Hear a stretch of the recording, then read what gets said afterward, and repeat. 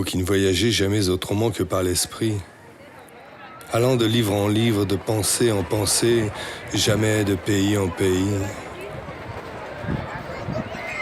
Vous qui passez tous vos étés à l'ombre des mêmes arbres et tous vos hivers au coin de la même cheminée, vous voulez, dès que je quitte Paris, que je vous dise: moi vagabond, à vous solitaire, tout ce que j'ai fait, tout ce que j'ai vu, soit, j'obéis.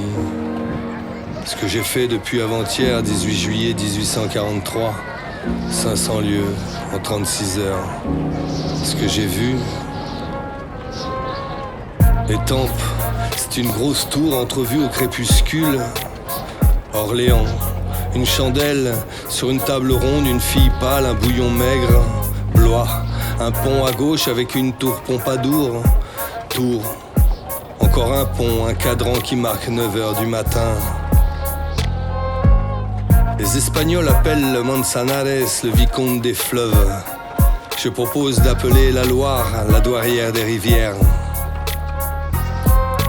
Poitiers, c'est une soupe grasse, un canard au navet, une salade et des fraises.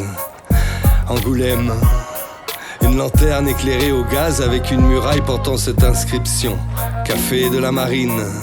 Et à gauche, une autre muraille ornée d'une affiche bleue sur laquelle on lit: la rue de la Lune, Vaudeville. Voilà ce que c'est que la France quand on la voit en malle-poste. Qu'en sera-t-il lorsqu'on la verra en chemin de fer? Puis Bordeaux. Tout dans le Bordeaux moderne respire la grandeur comme à Versailles. Et tout dans le vieux Bordeaux raconte l'histoire comme à Anvers. Vous aimerez Bordeaux, même vous qui ne buvez que de l'eau et qui ne regardez pas les jolies filles. Elles sont charmantes ici. Leurs madras orange ou rouge comme celles de Marseille avec leurs bas jaunes. Mais que les Bordelais y prennent garde. Anvers à tout prendre est plus intéressant pour l'art, l'histoire et le passé que Versailles. Versailles ne représente qu'un homme et un règne. Anvers représente tout un peuple et plusieurs siècles. À ce propos, croyez-vous qu'au moment où je traverse les Landes, tout y parle est politique? C'est l'instant précis où Espartero s'écroulait en Espagne.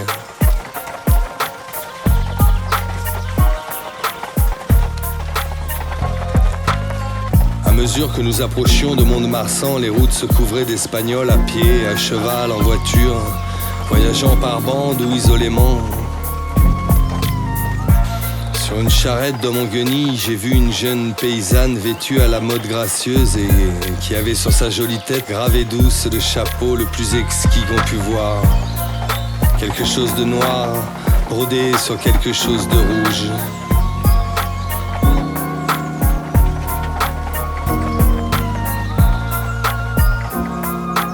Qu'est-ce donc une politique qui a des coups de vent, capable de chasser de son pays une pauvre fille si bien coiffée? Pendant que les nouveaux réfugiés arrivent, les anciens s'en vont.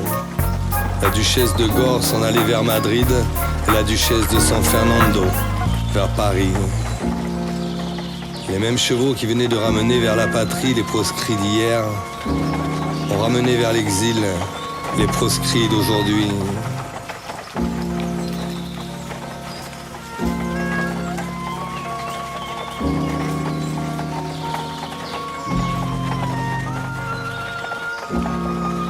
Du reste, quelle que fût la nouvelle révolution qui s'accomplissait si près de nous, elle ne troublait qu'à la surface cette nature sévère et tranquille. Ce vent qui déplace les puissances et qui remue les trônes ne faisant pas tomber plus vite de l'arbre la pomme de pin qui tremble au bord de la branche. Et puis Bayonne, Biarritz, Saint-Jean-de-Luz. Au bord des mers, quand tout sommeille, tout caresse ou berce l'oreille. C'est le bruit du vent sur les flots, c'est le bruit des flots sur les grèves. On entend à travers les rêves les chants lointains des matelots.